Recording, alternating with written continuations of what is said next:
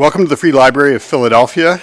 I'm Andy Greenberg. Pleased to welcome everyone to the Carole Phillips Memorial Lecture. It's named in memory of my mother, Carole Phillips, who is a great supporter and friend of the library.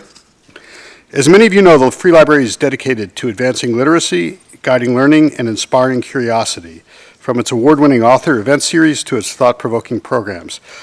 Please visit freelibrary.org/support to make a gift that will help the library continue to produce such transformative programming. And while you're online, don't forget to sign up for a library card. It's now my pleasure to introduce cartoonist and best-selling author Roz Chast. Best known for her over 800 cartoons in The New Yorker, she has also written and illustrated more than a dozen books, and her work has been featured in Scientific American, the Harvard Business Review, and Mother Jones, among other publications. Her 2014 memoir and cartoon, Can't We Talk About Something More Pleasant, was a New York Times bestseller, finalist for the National Book Award in Nonfiction, and winner of the National Book Critics Circle Award. Having grown up in Brooklyn, her heart has always remained in New York, despite a move to the suburbs. Her new book, Going Into Town, A Love Letter to New York, began as a guidebook for her daughter as she prepared to move to New York for college. It is an illustrated paean, guide, thank you note to Manhattan, told with nostalgia, wonder, and deft observation. Vogue noted that it reflects an unmitigated adoration of the city, an endless patience for its shortcomings, a full-throated embrace of New York's infinite capacity for change, and a complete lack of snootiness toward those who have less of a native claim to it than she does. We're so pleased to have her here with us this evening. Ladies and gentlemen, please join me in welcoming Roz Chast to the Free Library. I'd like to start out with this slide. It tells you a little bit about where I'm coming from. I'm not really much of a nature girl, though, so it's kind of a lie. But I did have a little bit of this, I did have water. When I was a child, we had hot and cold running water, and sometimes I even took baths. We had an air conditioner. We had a toaster where sometimes there were events that happened, and also occasionally I did have experience with nature and earth. My mother would sometimes put a avocado pit in a thing of water, and it would grow like a little root, and then she'd put it in a pot, and it would grow like a couple of little leaves, and then it would get thrown away, and then the cycle would begin again. I'm going to start out with a few cartoons. This is Pigeon Little. The sky is falling. The sky is, oh look, part of a bagel. This is the last Thanksgiving. I figured this is a timely thing. We can't have salt, lactose intolerant, vegetarian, vegan, macrobiotic, fanatic traditionalist, on a cleanse, strictly kosher, ultra picky gourmet, and allergic to gluten. This is the fountain of puberty.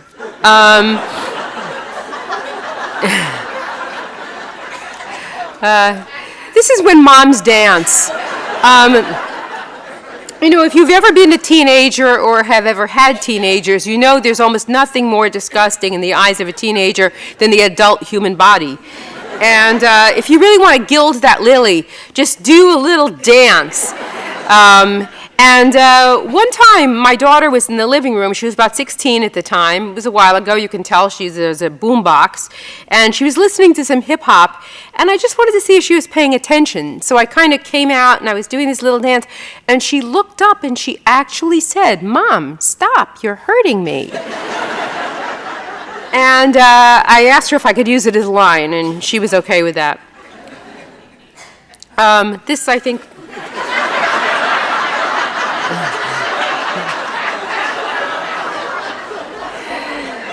Yeah, it's a problem.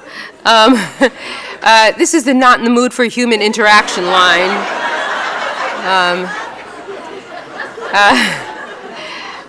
This is just a desk joke. This is too early to begin working on and too late to do anything about. This is an MRI of love. And I always think of this guy as Obit Man. He's reading the obituaries. I don't know if you guys ever do this.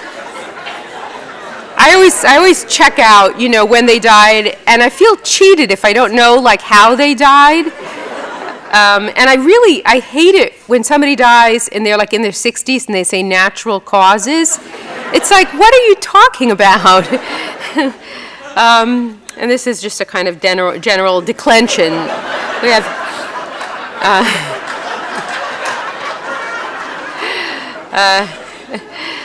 this is the very first cartoon I ever sold to the New Yorker, and I thought I would talk a little bit about this. I always loved to draw from the time I was a little kid, and I liked to draw things that made me laugh. I liked cartoons. I liked things that made me laugh. I liked to draw things that made me laugh. And I spent a lot of time by myself, and sometimes the things that made me laugh were like not necessarily what made other people laugh, but they made me laugh, so that was okay. And eventually I sort of found my way by the time I was in my teens that I thought, well, I think I might actually be a cartoonist. And so that was the path I was sort of following, and I went to art school, and when I got out of art school, I was living in Manhattan at that time, and I was actually starting to sell cartoons. I was selling some cartoons to the National Lampoon and also some to the Village Voice, and my secret goal, heart of heart secret goal, was to be a cartoonist for the Village Voice, because that was where Jules Feiffer was published, and Stan Mack, Mark Allen Stamety, and I love to draw cartoons, but I didn't quite see where my stuff fit in. It did not look like newspaper cartoons. I didn't think the underground scene was quite right.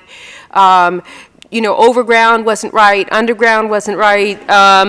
But something about the Village Voice seemed very idiosyncratic, and I thought I could find a home there. Nevertheless, even though I was starting to sell to them, I thought, well, my parents subscribed to the New Yorker, and I knew they used cartoons, and I knew I was never going to sell anything there because, my stuff didn't fit in at all there. But, what the hey? So I called up. I found out when their drop-off day was, which is when people who are not on staff just bring in a portfolio and they drop it off at this sort of outer office, and then you go back the next week to pick up your stuff and with a rejection note inside. So it was a Wednesday, and I went in and I did not really know too much what I was doing. I was 23, and I put everything I had, I think about 60 cartoons, in this envelope. And I dropped it off, and I went back the next week to pick it up, fully expecting not even that, not even bracing myself for disappointment, because I was so fully expected that this was not going to be my home. And when I looked inside the envelope, there was a note from the art editor, Lee Lorenz, to come back and see him, which was very strange. And I remember thinking, well, I don't know what this is about. I hope he's not going to yell at me. Because that's my general sort of feeling about everything in life. When the phone rings, it's like, somebody's going to yell at me. Something's wrong. So I went back, and he pulled out this cartoon, and he said, we're going to buy this cartoon. And I was absolutely flabbergasted for two reasons. I was flabbergasted that they were buying anything, and this was definitely the weirdest of the lot. It was like the most personal. It was the kind of cartoon that I do when I'm like sitting by myself and I'm trying to make myself laugh, and it's like, Cabe. Well, I do this. Maybe you don't do this. I make up funny lists. I make up lists of, ridiculous movie titles or fake words or funny names or just silly things, because that's what I do. I like to make myself laugh. So anyway, when they first started running my stuff, though, there were people who were very, very upset. And Lee didn't tell me. There were a couple of canceled subscriptions, because I think people felt like the barbarians are not just at the gate, they are through the gate. They are like setting up shop. This is not good. And Lee did tell me to come back every week with new cartoons and to, meet in the office with the other staff people, which was kind of astonishing. But anyway, Lee told me later that one of the older cartoonists asked him if he owed my family money.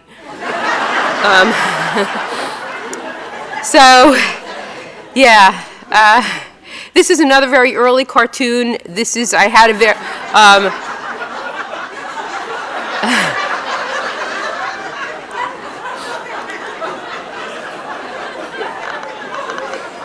I lived in this wonderful apartment that I loved so much, but it did not have a stove. But it did have a very, very hot radiator. This is another very early cartoon. This is The Cranes, 1,022,796 West 79th Street. And I'll tell you this funny thing about this cartoon.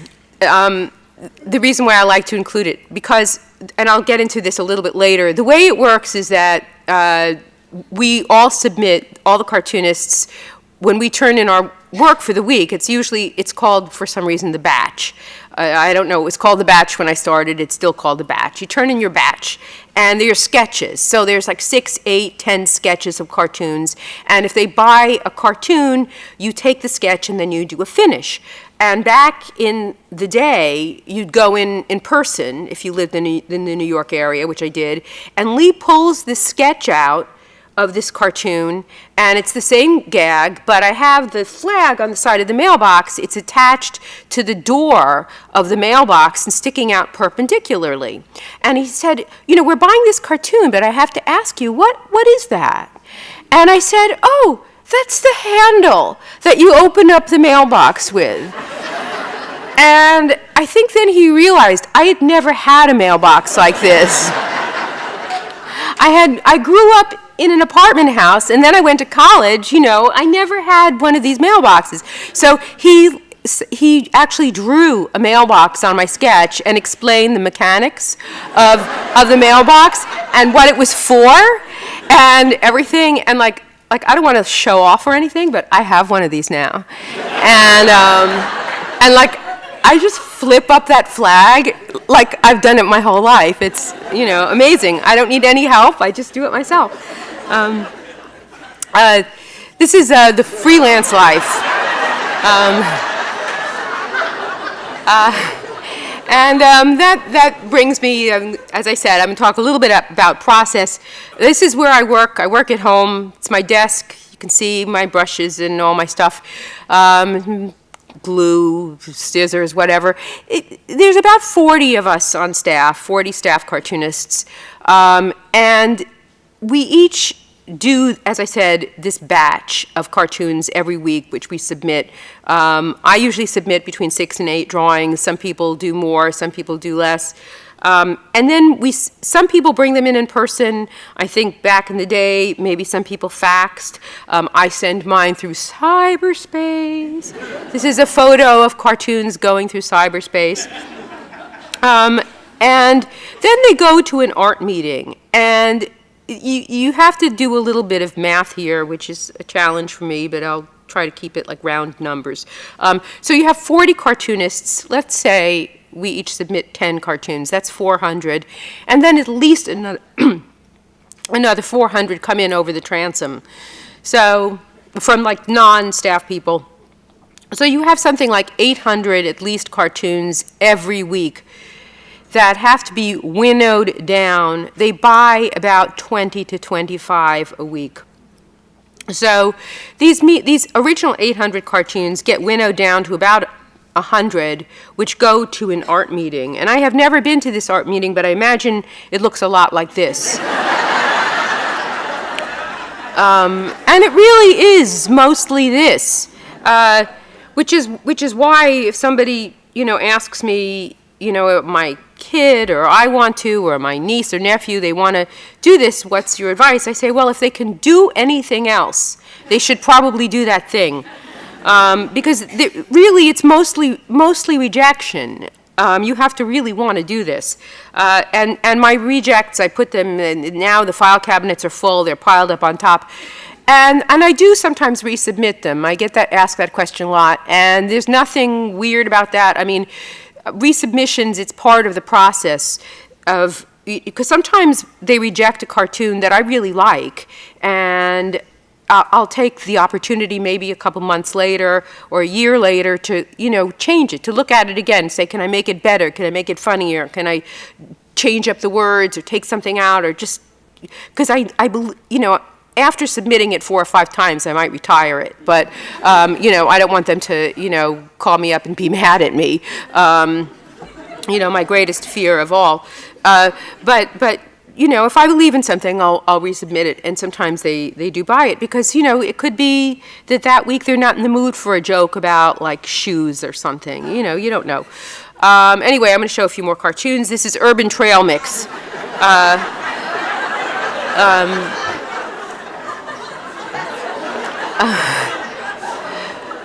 And this is just a sort of...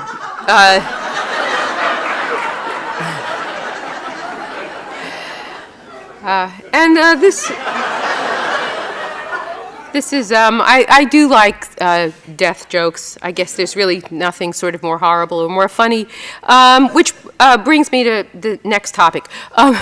I got very obsessed with embroidery, and this is an embroidery I did a few months ago. It's one of my very favorite quotes from a Polish poet called Czesław Miłosz. I hope I'm pronouncing that right. When a writer is born into a family, the family is finished. And I think that's probably true. And this is a book I wrote about my parents in 2014. It was published. Can't we talk about something more pleasant? It's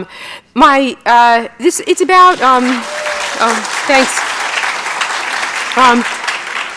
It's about my parents, it's about them as individuals, about their relationship with each other, about their relationship with me, and it focuses on the last 10 years or so of their lives, although as I was writing it, I had to go a little bit more into the background. These are some of the stories that I heard growing up. The Wheel of Doom. These are real stories. I mean, it's just insane. Maybe when you live long enough, like everything bad that can possibly happen, happens, Friend's husband killed by falling flower pot. Friend nearly blinded by mascara causing infection. Friend who traveled too much, jaundice. A rash, then dead. A headache, then dead. A lump, then dead. He was too happy. He jumped off a chair and broke his metatarsal. Guy who almost died after playing the oboe. This is a friend of my mother's brother who was a professional jazz musician. That one day I overheard this conversation when I was about 9 years old. He woke up and he was bleeding from every pore. And when you're like a kid and you read something or you hear something and you wish you had not heard it, you wish you could just like unhear something, well, that like really flipped me out. And the reason for this was because, apparently, according to my mother and her brother, neither of whom are medical professionals, was because it was so hard to get a note out of that oboe. All that pressure, years and years of playing the oboe, that one morning, And then my parents had other like weird things. Like if you got water in your ear, you might as well kill yourself. That was like insane if you got water in your ear. I was so afraid of getting water in my ears. I swam with a bathing cap until I was like 17. I mean, that's not a good look, for anybody. It's just not good at all. Sitting directly on the ground. My mother told me that when she was growing up, her best friend sat directly on the ground. She caught a cold in her kidneys, and she died. I once found this bracelet that was like an expandable bracelet on the sidewalk, and I put it on. My mother said, "Take that off. It's too tight. Your hand will get gangrene and drop off." It was just a disaster. And yet, my parents and I never really discussed death. And I would have these conversations with them. So, you guys ever think about things? What kinds of things? Things, plans. I have no idea what you guys want. Let's say something happened. Am I the only sane person here? You know what? Forget it. Never mind. Que sera, sera. Later that same day. Phew. Like, none of us wanted to talk about this. And this is like a typical conversation. This is literally a conversation I would have with my mother, visiting. Mom, what is with this oven mitt? It's from the year 1. It's disgusting, it's all burnt and cruddy, and it's got patches on it. And then realizing, oh my God, these patches come from a skirt I made 40 years ago in home ec. please let me buy you a new oven mitt. She says, why waste your money? That one still works. Well, you know, the book sort of goes into the whole trajectory, and at the end, my father passed away at 95, my mother at 97, 2 years later, and it was not, the last few years were not good, and they really had not given me much guidance for what they wanted, as I mentioned, and so at the end of my book, they were, their cremains were in my closet, and I really did not know what else to do with them. Everything seemed so random, you know, like the idea of just kind of like randomly burying them, and I just had no idea. Anyway, I got a letter from a total stranger, and this was in the New Yorker. I'll read this because there's an epilogue. About a year and a half ago, I received an email from a woman who had read a book I wrote about my parents. Dear Roz Chast, I read your book, blah, blah, blah, blah, but there was a mystery that needed to be solved. I should interject here that before I was born, 12 years before I was born, my parents had a baby that died, and it was a real terrible situation. My mother almost died. I think it was terrifying for my mother, terrifying certainly for my father. The baby lived a couple of days. They never wanted to talk about it. When it did come up, my mother would refer to it as that mess. It was just too charged. Anyway, this woman reassured me that she wasn't bats, that she was merely curious about where my parents' first baby was buried. Her curiosity led her to a website called Find a Grave, this is true, where she discovered something she thought I might find interesting. Chast, female, died December 21st, 1942, buried Mount Lebanon Cemetery in Queens. It's a Jewish cemetery. I did find it interesting. It was more information than I was able to get from my parents. So I contacted Mount Lebanon, you know, on my laptop, dear sirs and madams, blah, blah, blah, archive, George and Elizabeth Chast, baby, 1940, around there. The next day, I received this message. Dear Roz, I believe you have found your sister. I was way beyond flabbergasted. Not only had my sister turned up in the archives, but so had my mother's parents. This was all news to me. The man at the cemetery sent me photographs of their graves. My parents' ashes, which had been in my closet since their deaths in 2007 and 2009, had at last found a home. Several months passed. After all, there was no rush. This is true, right? Finally, last fall, my son and I took a subway and then a bus to Glendale, Queens, where Mount Lebanon Cemetery is. I didn't bring the cremains. It was a two-part process, and this part was mainly for paperwork. We met with a man who had found my sister and my grandparents. He showed us a book of archived cemetery maps and the precise place where my sister was buried. He took us to her gravesite, which was unmarked, common in the case of an infant's death. My son and I put stones on her grave. Jews don't put flowers on graves, just stones. He showed us the niche wall where my parents' cremains would be housed. It overlooks where your sister is buried. It's the only one left in that wall. It's niche J2. J2, the apartment where my parents had lived for almost 50 years, where I grew up, was 2J. The other day, I returned to Mount Lebanon, this time with a pal and my parents' cremains. You can see a little photograph of me that my friend took. I'm on the subway platform with this bag, rather heavy bag. I was tempted to say to my fellow L-train passengers, guess what or who is in this bag? A workman drove me out to the niche wall. I carried the bag on my lap. We were joined by a group of workmen at the wall. One of them climbed a ladder, opened the niche, and one by one placed my parents' ashes inside. Then he resealed it and climbed back down. It was time to say goodbye. And here's a picture of them.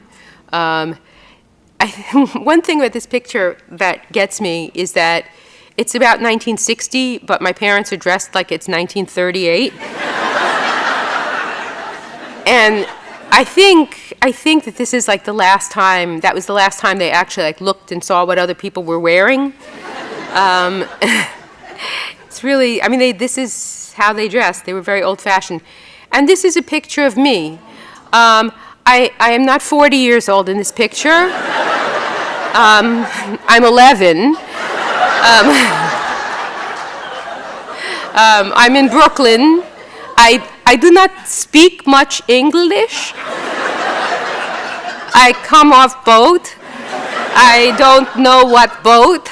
I just wear babushka and hope no one get mad at me. And that brings me to my new book, which is called Going Into Town, A Love Letter to New York. This is the picture in the middle there of me with my mother is based on this photograph. And it's a picture of me standing with my mother. I must be about 4 years old. I'm not sure exactly how many sweaters I'm wearing under that coat. I look like my head is going to pop off. It's like, my mother looks sort of normal. I just look like, what is happening? And the pants, I know I wore my cousin's like hand-me-down clothes, but like this is ridiculous. And this is Newkirk Station. I love the signs, buy tokens at your leisure. It's like, who else's leisure am I buying the tokens at, you know? It says, insert dime and nickel and receive 1 token, so it was 15 cents. Anyway, you might say, well, if you love New York so much, why did you leave? And I have a little explanation here. When our son was almost 3, and I was pregnant with our second child, my husband, our son, and I left Brooklyn. We were living in Park Slope at that point, in Brooklyn, neighborhood in Brooklyn, for a pretty leafy suburb about an hour north of Manhattan. There were 5 main reasons for this leap into the unknown. 1, this was 1990, the middle of the crack epidemic. We'd had it with the crime, the crack vials all over the sidewalk, all of it. This is my son. Mommy, what that? I eat that. 2, free, excellent public schools where we were going. 3, my parents lived in Brooklyn. For some people, this would have been a plus, but I had mixed feelings. 4, sometimes when you grow up in a place, you need to get away. I saw Brooklyn differently from people who came there from Wisconsin or wherever. Behind every cute organic food store, I saw the ghost of the sad, dark, odoriferous grocerette of my childhood. There was nothing there for me. 5, but the main reason was this. We couldn't afford the space we needed. The 4-bedroom house we bought in suburbia cost less than a crappy 2-bedroom walk-up in Brooklyn, even in 1990. The decision to leave the city was terrifying. This is my son. Must play soccer. My daughters need mall now. My husband, lawn, extremely important. And I'm hell with art, collect thimbles instead. I didn't know how to drive. I didn't like the idea of living directly on top of a boiler or a furnace or whatever the hell was in a house basement. I'd never lived in what my parents called the country. When we first moved up to Connecticut, my father actually asked me, so how many channels did you get up there? I mean, to them, we were like moving to like the Yukon territories. Also, would we turn into Philistines or zombies? And this still is like how I feel a lot of the time. I'm on my lawn and I'm thinking, I own this tree. It makes no sense to me at all. So I took my kids into the city with me a lot because we were really only about an hour and change outside of the city. And I wanted them to love the city. I wanted them to explore it with me. But my daughter, she actually looked at the fire escapes, and she didn't know what they were. And she said, Mom, what are all those West Side Story things? And it killed me because it's not like, I had no idea how she knew the graphic of that fire escape, because we didn't have, I mean, first of all, we didn't have albums lying around, so I didn't know when she'd seen it, but somehow that graphic, I guess, is part of the culture, but she didn't know what they were. Anyway, the origin of this book was really a booklet that I made for my daughter before she went to college. As our kids were growing up, I frequently took them into the city. I wanted them to share my love for my hometown. But about a week before my daughter left for college in Manhattan, I decided to check up on her sense of logistics. So, I told her, you can't really get lost in Manhattan, from most of Manhattan. It's a grid. And she said, what do you mean? So I got a piece of paper. I'm like, these are the avenues, these are the streets. So if you want to go from 52nd Street to 55th Street, you have to walk 3 blocks uptown. And she said to me, what's a block? Yeah, so I realized we had some work to do. And I made her this little booklet, just Nina's basic New York City book focusing on the borough of Manhattan, because that's where her school was. And it was, maybe like 12, 14 pages, and it had stuff like, it had little maps in it, it had a lot of cartoons and hopefully funny drawings. It had stuff about how Fifth Avenue divides the east side from the west side. Very basic stuff that sometimes guidebooks don't tell you. Guidebooks will tell you places to go, but they don't always tell you the architecture of the city, like the underlying organizational parts of it. This is the east side, this is the west side, Fifth Avenue does this, Central Park is here, these are the most important cross streets. This is what a cross street is, because I realized she had never heard the term cross street. Where the most important museums are, just how to take the subway, and what the shuttle is, and how the shuttle, connects 42nd Street, why you should know this, it connects the east side and the west side, just very basic stuff. When I gave her that book, I had this hope that if she had the right tools for getting around the city, and of course some luck, because one always needs luck, especially in New York, she would fall in love with the city, the way I did when I was just a few years older than her. I wanted to introduce her to Manhattan and didn't want them to get off on the wrong foot. So I'm just saying, play nice. But as I was writing it, I realized that it was more than just a guidebook.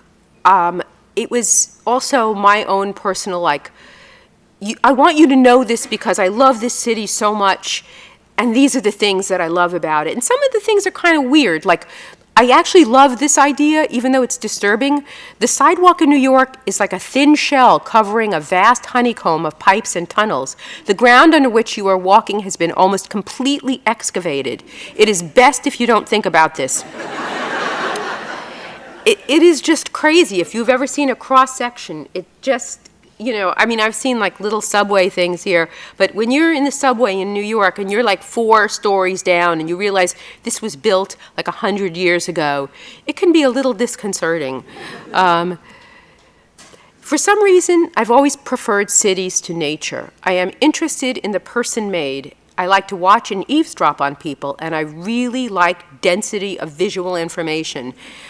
And this is something I love in New York, and other cities have this too, but I think because of the geography of New York, because it's an island and it can't expand outward, it just gets denser and denser and denser. And you can pick any crummy street in Midtown, and there are plenty of crummy streets in Midtown, and you just look and it's like, stores on top of stores, Acme Furs, ice skating supplies, Persisteria, air conditioner repair school, ventriloquism school, vitamins, wigs, buttons, brass polishes union, smoothies, dresses, cheese house, snaps and more, walk-in clinic, chessboards. It's just this jumble of stuff, and I just love that. I don't know why. The more nondescript your street is, the greater chance you have of making your own discoveries. And this is a woman walking into the store, and this store sells 90 jabillion kinds of ribbon.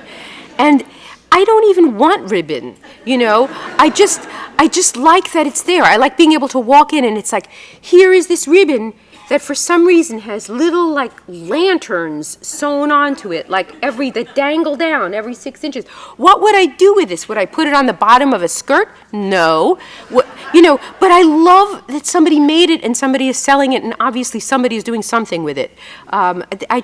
This was very exciting to me. And then just the detail on the street. It's for me, discovering a new species of standpipe is like discovering a new plant, It's just like a botanist, And also I like them because they're very anthropomorphic. Like this one on the left, I think of her as Trixie. And she's very saucy, and I think if you look at her for a while, you'll know what I'm saying. And I think Trixie might be a little bit into some S&M. And then the upper right-hand corner, this is definitely like some doofus. He's like, nobody can see me. I'm sneaking out between the railings. And it's like, everybody can see you. You're an idiot. And this couple, this is an old married couple. They're like stuck in that like disgusting snowbank or something. And they've just had a fight. And she says to him, I'm not talking to you. And he says, what did I do? And she says, you know what you did? I'm not talking to you. Don't even look at me. I'm not even here. So, and then there's like this, like what is that? Like, where do these pipes go? Where do they come from? What are they doing? Like, what is that? It's like this little family that just like sprang up from the ground. And then I had to take pictures of these because I knew if I drew this, nobody would believe me. When I saw it, it was just like, well, this is obviously the god of all standpipes. And we should really be like worshiping in front of it or leaving offerings or something of I don't know what, maybe like gravel or something. Maybe that's what that white at the bottom is. I have no idea. And then there's just like the walking around, kind of the weird stuff that for some reason always seems to happen when I'm in New York. The conversations that you have with people in stores. This was at around 10:15 in the morning. And I went into this like cosmetics store. It was before Sephora, so it was some off-brand place. And this woman says, "Hi, can I help you?" And I said, "Yeah, I'm looking for a new lipstick." And she gets very excited, and she says, "You should try our special line. Put it on in the morning, and it never comes off." And then she points to her mouth. She goes, "Look, I just ate a salad." And it was so bizarre. Plus, I'm thinking, who eats a salad at 10:15 in the morning?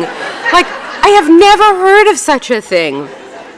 And then this story, this ran in the New Yorker. This was so weird. This is called The Knife. A couple of weeks ago, on a night of unseasonable warmth, I was walking in the city. I was still getting used to the early darkness. Mostly I liked it. It made the day shorter. Yes, almost time for bed. The streets were jammed with people leaving work, students coming home from classes, tourists dragging suitcases, etc. I like to look at people, but in that sly, indirect way that people look at other people in the city. I was trained as a child growing up in the city to never, ever look a stranger in the eye because they could be a nut.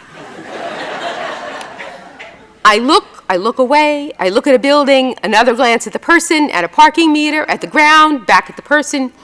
My husband, who is from the Midwest, finds this peculiar. And he says, people are nice. And I'm like, yeah, maybe. Anyway, on this particular evening, as I was walking and looking and pretending not to look, something on the sidewalk caught my eye.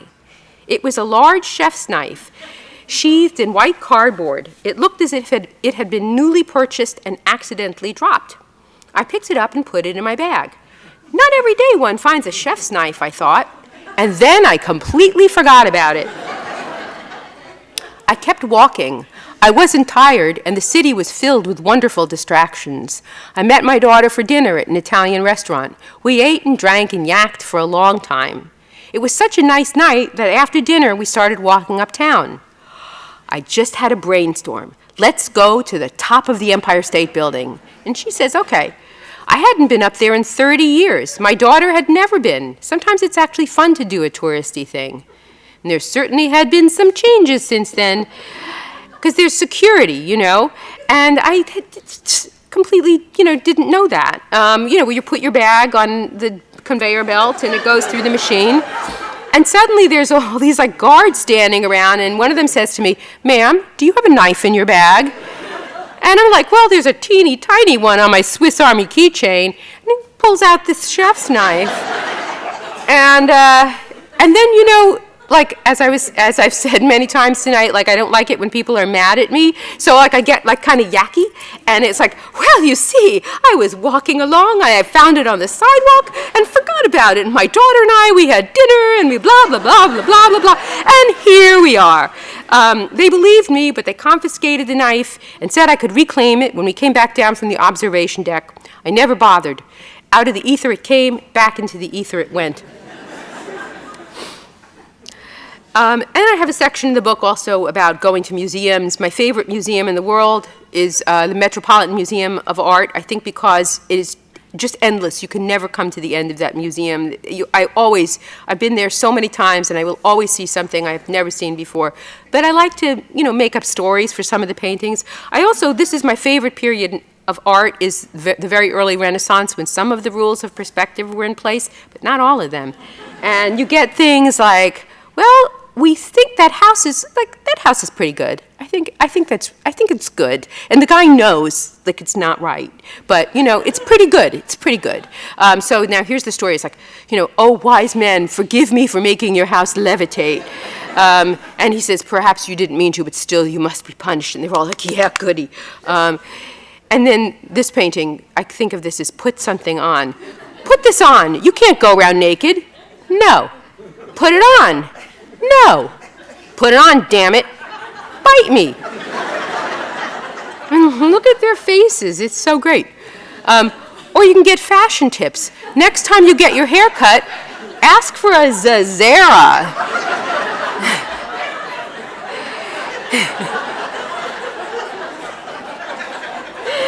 Isn't that great? This is what, like, if you were in with fashion in late 15th century Venice, you'd give me a zazz, And then I have a chapter about food. One of the most pleasant things about Manhattan, as opposed to, say, Death Valley, is the unlikelihood that you will run out of food or water. Nevertheless, my father used to carry a little bit of food with him whenever he went into town. That's what my parents used to call it. They didn't say going into the city like everybody else. They called it going into town. He would take a banana, a wax paper bag with a piece of honey cake in it, a plastic bag containing a stack of graham crackers. At some point, he'd announce to my mother, Elizabeth, I feel like chewing on something. And then out would come the honey cake or whatever. My mother hated when he used that expression, chewing on something, but he used it all the time anyway. But don't feel like you have to carry around your own personal roast chicken. For food is one thing Manhattan is not short of, from your monthly rent equals dinner, not including drinks, Thai places, to the humblest sidewalk stand. And when I was a kid, the hot dog stands, we always called them dirty water dogs. I don't know why. I wonder why. In Manhattan, every food, ethnicity, preference, aversion, allergy, craving, fad, or combination of the above is represented. If you can't find what you want to eat here, maybe you don't like food. And this is just a whole bunch of stuff: kosher fondue, gluten-free pho, nothing but grits, no carb, all carb, a taste of Bulgaria, International House of Rabbit, Senor Hitachi. That's sushi tacos, just anything. One of my favorite books about New York was E.B. White's book, Here is New York. So in 1949, E.B. White wrote one of the best books ever written about New York City, called Here is New York.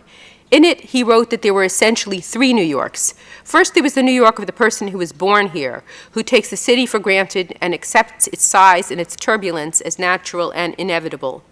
Secondly, there is the New York of the daily commuter who arrives for work every morning and leaves every evening for home in the suburbs. You will almost never see this New Yorker wandering around aimlessly or sitting on a park bench. The commuter gives New York its tidal restlessness. Last of all is the New York of the person who was born somewhere else and came to New York in quest of something. And I love this quote so much. I love it not only because I think it really reveals such a deep truth about New York and what makes it so special, but also because I really do identify with all three of these New Yorks. I grew up there, and so for me, when I get off the train in when I take the train from the suburbs into Grand Central, I breathe a sigh of relief. It's like I can relax now. There's something about the anonymity and the crowds, not the crowds around Christmas time, that's a bit too much, but just in general, having people around that I like. It's like this sort of the complete opposite of when I travel and when I go to a town and there are no people around, and I don't understand it, especially like in the middle of the day.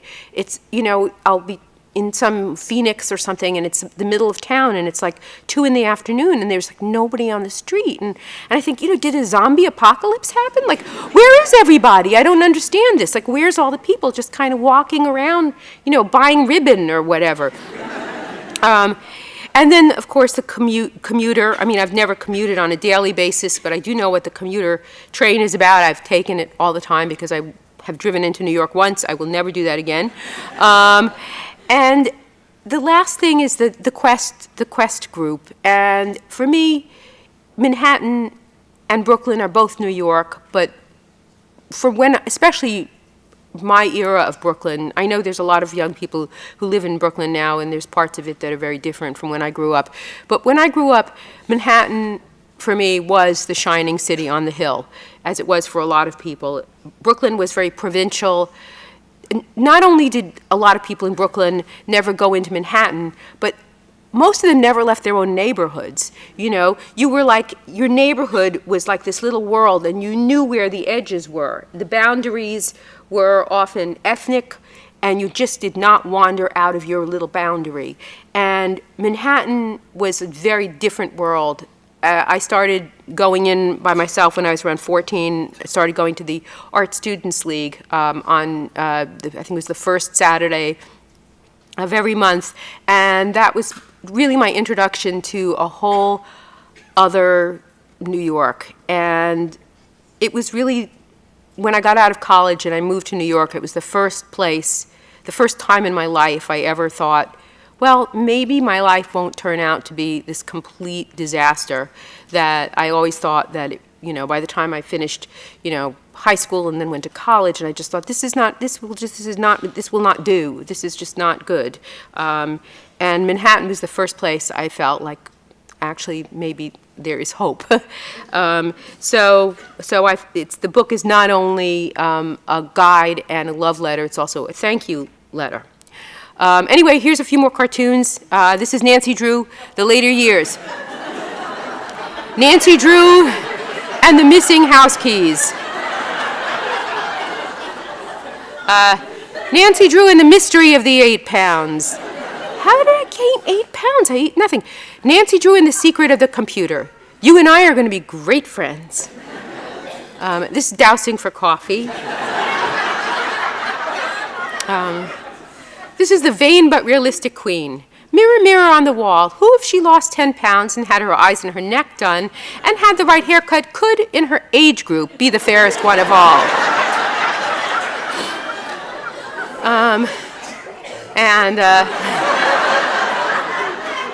I love those end of the world guys. Just love them. This is.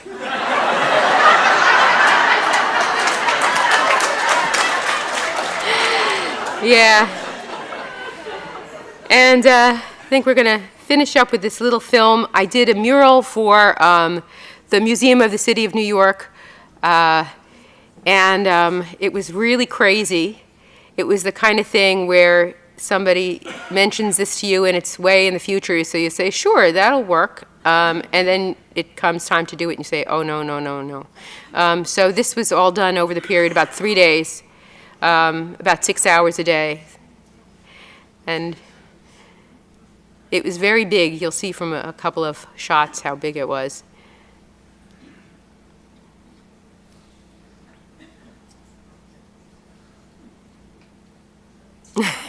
It was really bananas. And it's called Subway Sofa.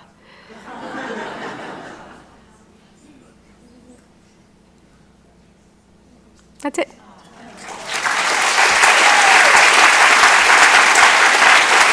Oh, all right. Sorry. So I think I discovered your cartoon.